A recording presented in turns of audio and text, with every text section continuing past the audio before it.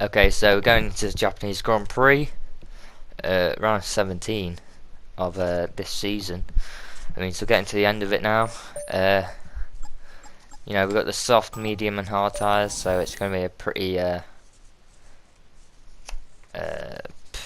tyre. It's going to damage the tyres quite a bit, and that's why Pirelli or whatever do certain tyres for a race, because you know, so the super soft or ultra soft would be have to know. They wouldn't do much around here. They'd do very fast laps. Not gonna lie, but they would be not very durable and won't be useful in any type of way. You may get one lap out of a super. We now have no rivalry, and we've ceased development of our car. Sauber has now did some improvements to their car to make it more competitive. Tried to get them into the midfield, kind of, because they're kind of at the bottom with Manor and where we used to be, really. We were bottom 3 teams, but obviously we've improved the car a lot to be just behind Williams, just in front of Toro Rosso, I think it is,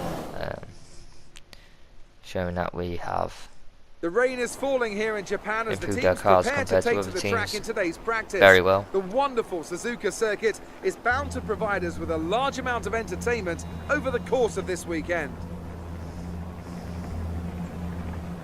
One of the more intimidating corners on any Formula One track is the legendary 130R.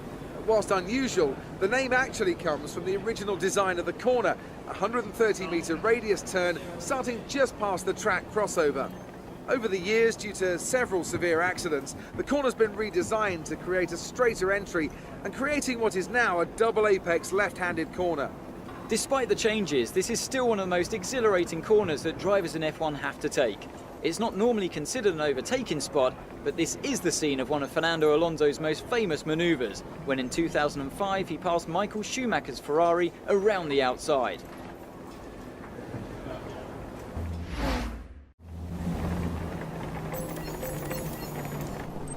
Okay, just going into the practice session, trying to get all the practice programs done, so we can get the most resource points for next season in Australia. And by practice 2 we have perfect, and we completed time management and qualifying, so we're getting, I think we're getting the maximum amount of points we can probably get out of all that.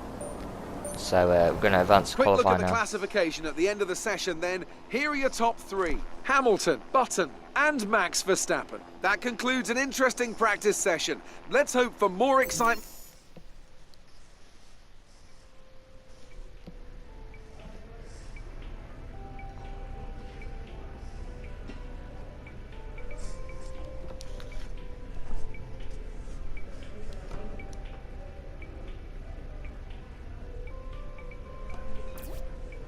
Just getting some resource points. I'm just going to get some resource points from the practice sessions I've done. Hey, looks like you've got a bit of rivalry going on out there. This is good.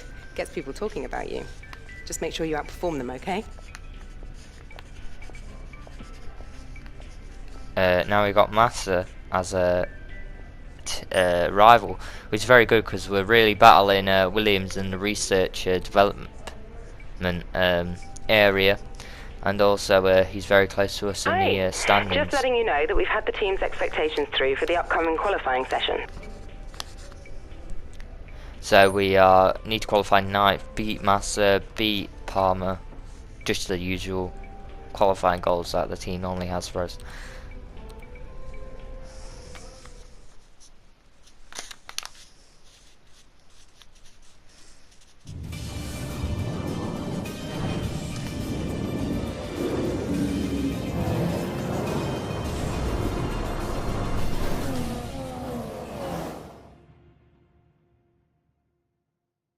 Welcome to Japan and the impressive Suzuka track for today's qualifying session, where we should be underway shortly.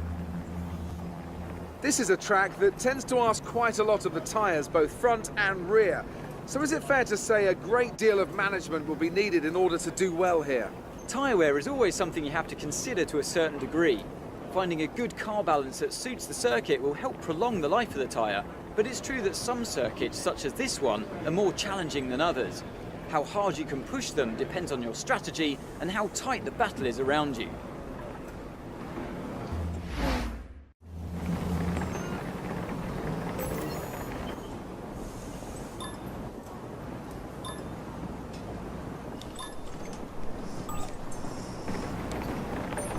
Okay, so we're going out into Q1, trying to get a quick time in, and then just save tyres because intermediate tyres on this. So if it's dry in a race, which I think it's meant to be, it should mean that we can choose whatever tyre we want. So we really want to get into top 10.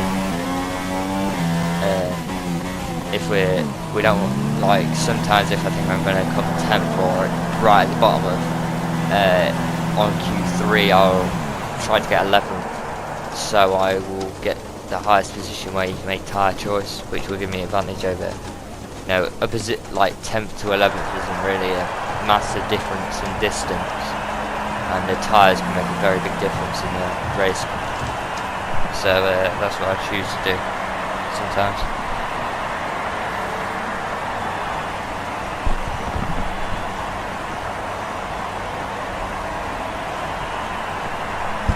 So yeah, I just did one lap or two, you know, obviously starting lap with the flying lap, and then it just allows you to take over.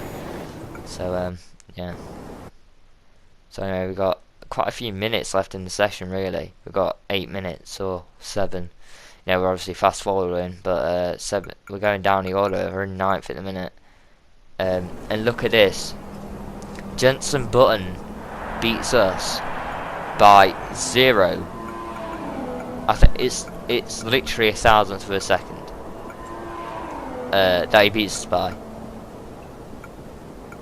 You can't get any closer unless it's exactly the same. We can't get any closer and beat me because it's the first person to put the lap in, I believe, if they get the same time. But anyway, we come 10th, which is fine to get in through to the next session. But our teammate, who did pretty well last time in Singapore, getting into top 10 with us, just came all the way down in 21st, which is not good for the constructors or Renault team at all. But hopefully we can drag up, hopefully get above our target to really like balance it out for the Renault team.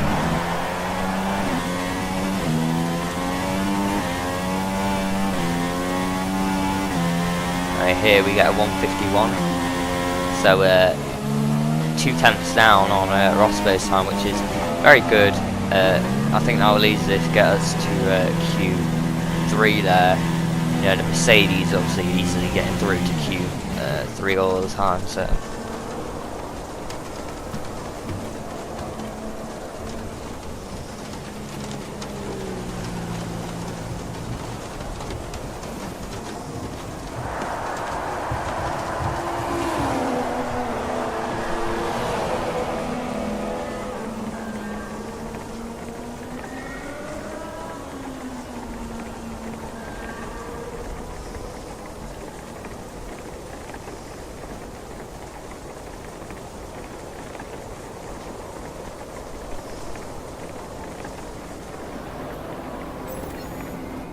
Okay, so we're in second, and we are just above Kimi Räikkönen, which means we can easily get through to Q3 because you know we're quite far up there with the 3 big teams, Red Bull, Ferrari, and Mercedes. But anyway, Carlos Sainz beating us there in this Toro Rosso, which is a very good drive from him.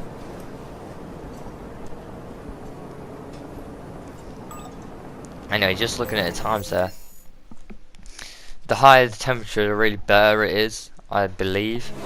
The track it gets faster, allows you to, I don't know, it's just better really. I don't really know the thing behind it, but I know it is there. So it says that the temperature's going to decrease a bit throughout the session, so I'm just trying to get out there as quickly as possible to settle up. But anyway, I need to go for a second lap here because my first lap wasn't fast enough.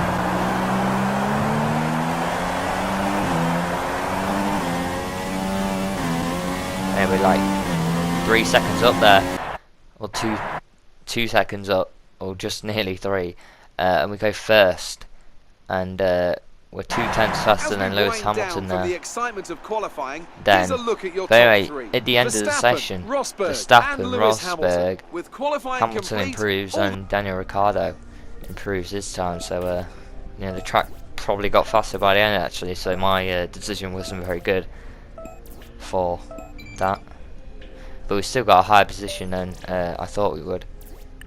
Anyway, gonna beat Massa here in qualifying. He came 11th. We obviously got a faster lap by quite a bit, by about a second there.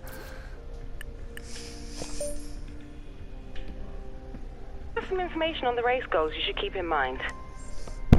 Okay, so we got to. They want us to come 7th or higher, beat Massa, beat Palmer, and then come 16th in the drivers' table, I think. And we're 7th, so we're never going to drop that many places down to 16th. In the driver's standing, so which is good, really. Kind of got a safety net if we have a bad weekend or whatever. We don't have to get points every time if we crash or something.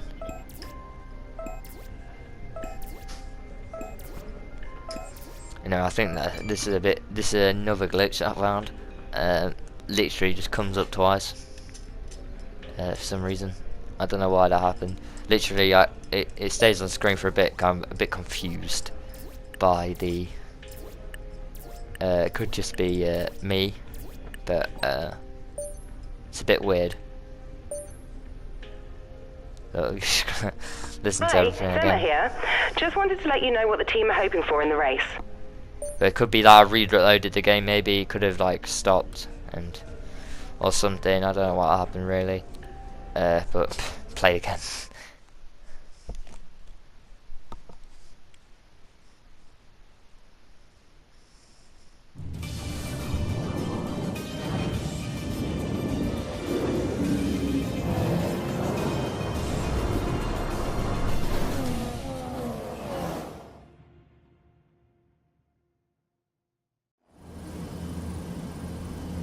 And a very warm welcome to the Japanese Grand Prix, an event that has decided a Drivers' Championship 11 times over the years and has hosted some very memorable races as well. Who can forget Kimi Raikkonen's win from 17th on the grid in 2005, or Kamui Kobayashi's incredible drive to a podium in 2012. A lap of this historic racetrack covers 3.6 miles, and it's the only time during the season that we race on a figure-of-8 racetrack. The drivers can expect some intense G-forces through the 18 corners on offer here as they experience some of the highest average apex speeds on the Formula One calendar, and keep an eye out for overtakes going into the final chicane. And all this will be happening under the watchful eye of Anthony Davidson, who joins me for today's race.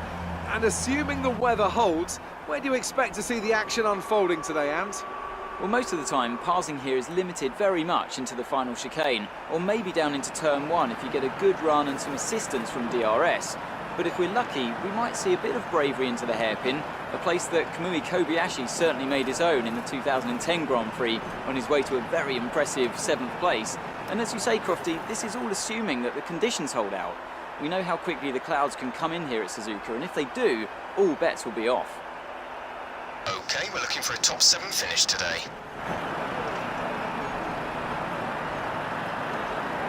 With that then, let's run through the grid order. Max Verstappen put in a fantastic lap yesterday, and he starts from pole position.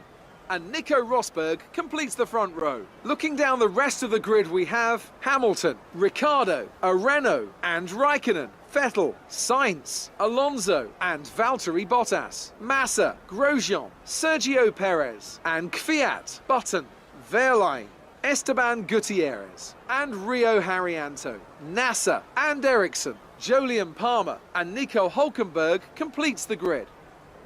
Now it's almost time to lights out, So let's go down to the track. Okay, just picking the strategy now.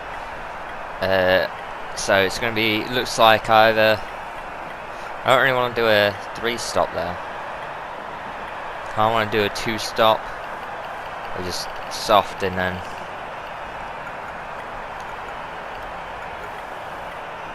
hard compounds. Rejected one, because I think putting another medium one in is not really good. But so I think I'm going to go for the low tire management. I want to kind of go faster. But anyway, yeah, so reduce the fuel as well. So getting onto the formation lap here. Anti-stall, anti-stall. Let's repeat the start procedure to get going again. The clutch bite is good, gearbox is responding normally. Make sure to warm up the tyres and brakes. Warm the tyres and brakes throughout the lap. So just going to warm up the tyres and brakes to make sure we can get the best start possible to try to beat Daniel Ricciardo. The front is using a medium tyre, so we really need to get in front of these people on the medium tyres to really use the soft tyres effective.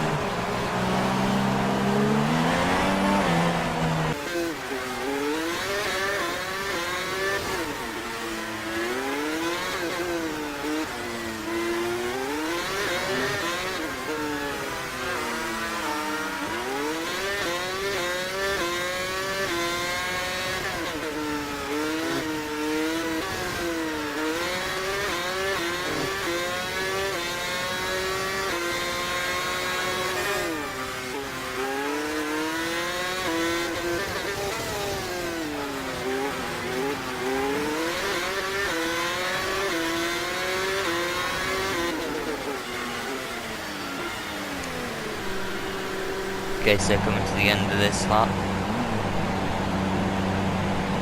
The rest of the grid is forming up. Be patient and watch for the lights.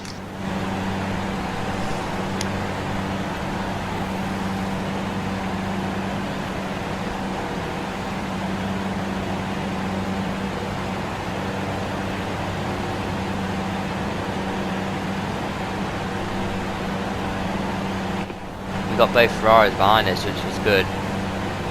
Yeah, we're actually beating one of the top 3 teams really. Here. They're going to 5 red lights. Hamilton gets one of the worst starts I've ever seen. Oh my god, he just gets absolutely swamped. We beat Daniel Ricciardo as well, so we get a very good start there. Daniel Ricciardo's still on the inside. We actually tapped there. But yeah, going back just to see what happened to Hamilton there. Look at this.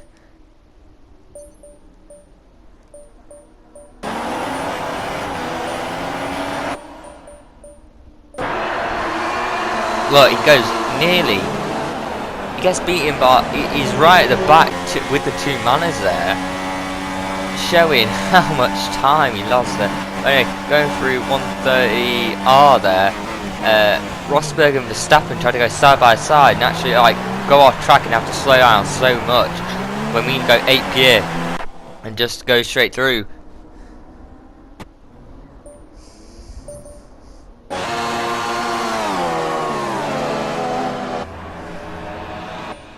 Look at this, look, just another replay. He actually got off the track and have to slow it down. So,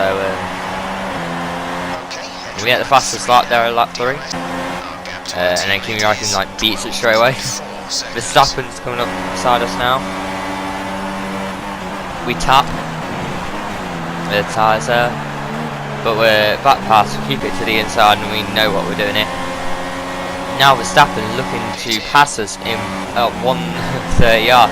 Anyway, he comes in too quickly, really, and he like goes down the inside, trying to leave us a space, and we just brake, go down to 7th, and then go back up to 8th, and it really helps us. We just slow in, fast out, go back past him, which works very well. I don't want to go side by side through 130R, because basically one thing goes wrong, and you basically ruins your race, really, or possibly ruins your race. But anyway, coming into the pits now on lap 6, which is okay.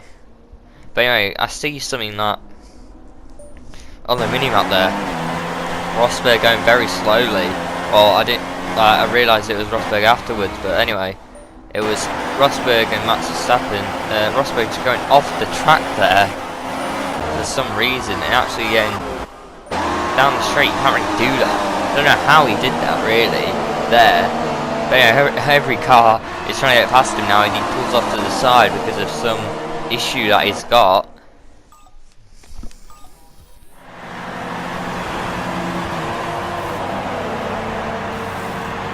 Exit now.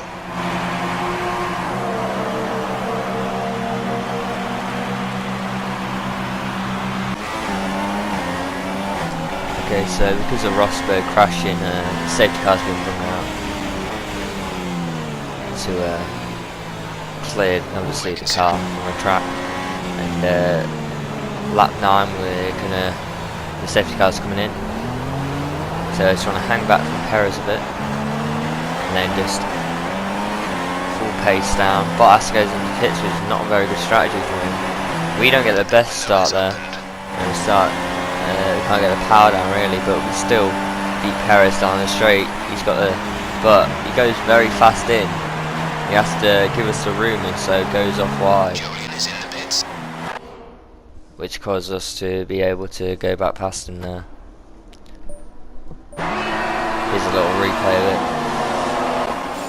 Just catching up really, and look behind us there's I think it's a Ferrari just beating McLaren now.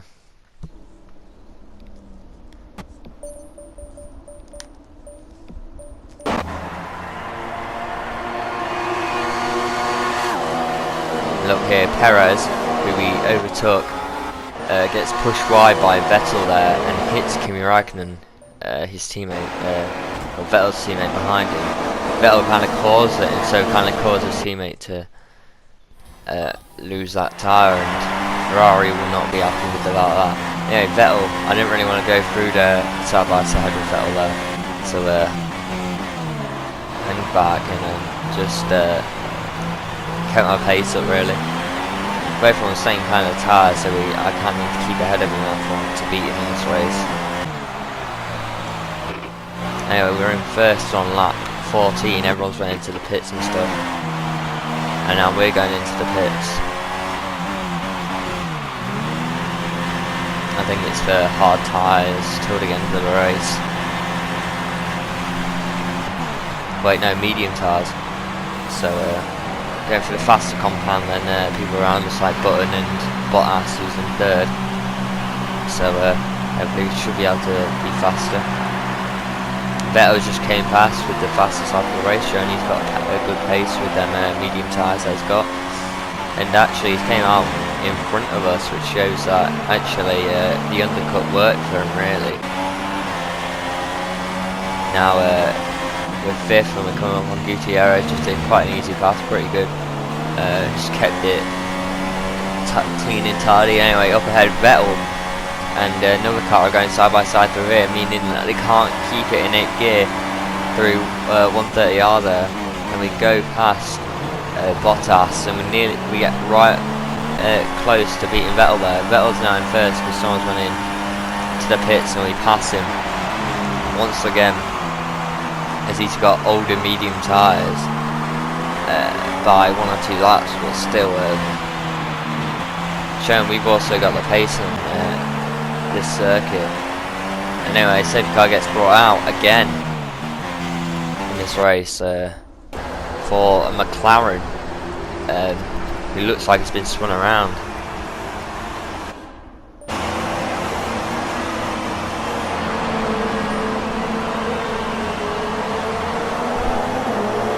And then just trying to get back on track, and he's on the apex obviously, and it could cause a crash there, and that's obviously why safety car's been brought out. We're in first, and then Massa, and then Vettel.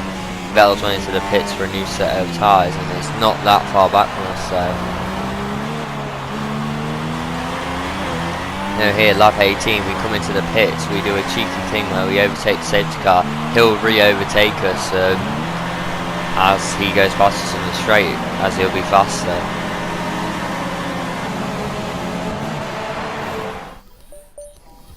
Just looking here who's had incidents, and you know, Felipe Nasr got on a stop and go penalty there.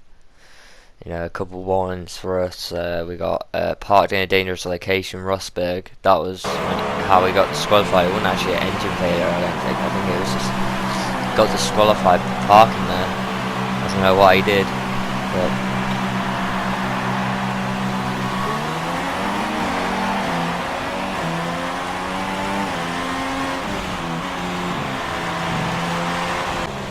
coming back up to the restart, and Vettel's up front there. Anyway, Roman Grosjean, I think maybe going in the pits there. Coming up on Perez in the top 4 here. No, we're in 8th gear, we can't get past him there. And then 130R, we pass Perez before 130R there, which is good. I didn't want to go side by side with him down there. Now Bottas is next, who's now on the hard tyre, same as us. But then there's Daniel Ricciardo and Vettel, who both went into the pits for last in the soft tyre. I mean, they'll be very fast, but I don't know if that will really work compared to our strategy with the hard, because they're going to have to overtake everyone again. Well, a lot of people again, since the safety car bunched us all up. Anyway, the last 3 laps of this Grand Prix, and I realised like we've got to do something here. We can't just stick behind him, and we go side by side through 130R, and he goes wide, and meaning that we get into first place. Hopefully have a good chance of winning this race now. I think Bottas just went into the pits there, or Massa, and now it's Massa, I believe, because now Gutierrez is in second. Massa going back into the soft tyre for the last 2 laps. I mean, his strategy hasn't really worked for him, because you know, otherwise it's just you're not getting the most out of the soft tyre. It's not. 2 laps, it's not really worth doing another pit stop, but I'm guessing he kind of have to with his tyre wear that he had. We're just going through this final 2 laps here, just trying to be consistent, not trying to make a mistake. We don't really need to rush, he's quite far behind. And anyway, I see a yellow flag on the other side of the track, which I think is weird.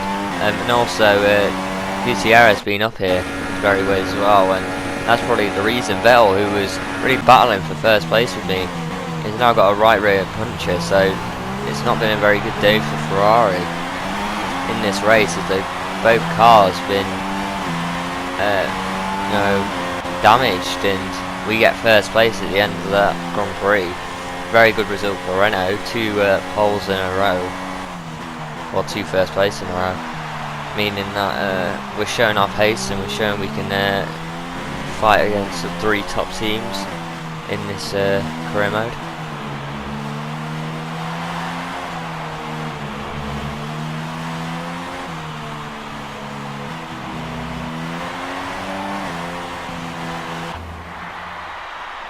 A great win then for the Renault team today. Tell me, Alex, what was the key to this success? Well, I'd say it's just raw pace, plain and simple. I mean, we could sit here and talk about strategy all day, the overtaking, looking after the tyres, but at the end of it all, if you want to win, you need a package that's got the speed over everyone else, and that's exactly what they had today. Yeah, really, some of the big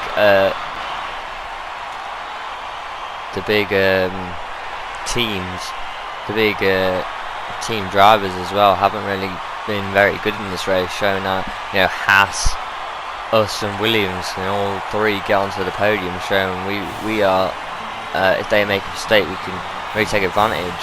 And you also take advantage of stuff like the safety car, 2 safety cars that are involved, to really help us out with our strategy that we were doing throughout the race.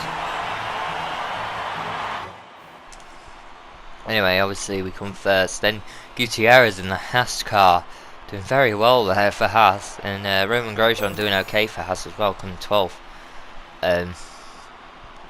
You know, the Haas team, you know, Gutierrez, one of the best drivers probably ever for F1 team, showing that he can, when the driving strategy works for him and the team work out what best to do with stuff like safety cars, really helped him to propel his car forward into second place, even though it's not as fast as maybe some of the top teams, top 3 teams, top 5 teams that are on this on the research table, but shows that they made the most of the opportunities that came their way. And anyway, we get some resource points here for first driver bonus and participation in the race. We obviously beat Master there. We get some points for we